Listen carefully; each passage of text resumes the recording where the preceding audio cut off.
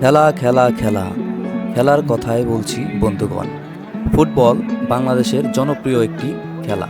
মানিকগঞ্জের শিবালয়ে শহীদ স্মৃতি football tournament 2025-এর ফাইনালে যে দুটি দল অংশগ্রহণ করেছে সে দুটি দল হচ্ছে ফিউচার ফুটবল একাডেমি মানিকগঞ্জ বনাম Enayet football academy Jhitka. Football খেলায় এই চারজনের অবদান সবচেয়ে বেশি।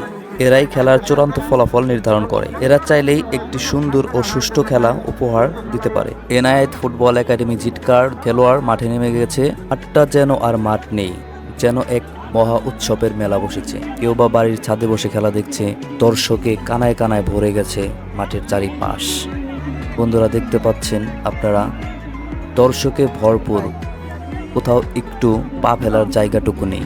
চারিদিকে শুধু দর্শক আর দর্শক। পুরা মাঠটাই যেন দর্শকের মেলা। যে যেখানে সুযোগ পাচ্ছে সেখানে দাঁড়িয়ে বা বসে খেলা দেখছে। কেউ বা মাঠের প্রাচীরে বসে খেলা দেখছে।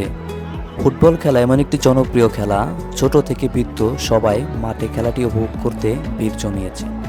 আবার অনেকেই দূরের কোনো পানির ট্যাঙ্কির উপর দাঁড়িয়ে খেলাটি উপভোগ করছে। দর্শক বন্ধুরা, আপনারা দেখতেই পাচ্ছেন, যেদিকে তাকায় শুধু দর্শক আর দর্শক। মাঠের কানায় কানায় চারিপাশে দর্শকে ভরে গিয়েছে। খেলাটি অনুষ্ঠিত হচ্ছে শিবালয় উচ্চ বিদ্যালয়ের মাঠে।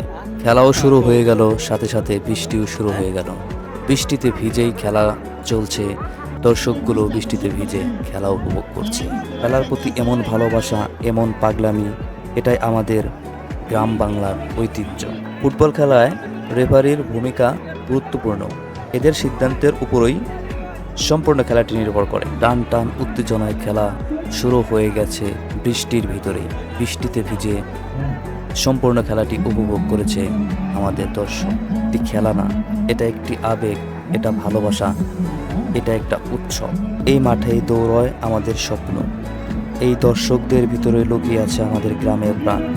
এইখানে খেলা মানেই জীবন, আর জীবন মানেই লড়াই, ঠিক মাঠের মতো। খেলাটির বিজয়ী দল Manikganj future football academy. Jhitka Enayet football একাডেমিকে ট্রাইবিকারে 4-3 গোলে হারিয়ে বিজয় হয়েছে তারা। সবাই ভালো থাকবেন। আল্লাহ হাফেজ।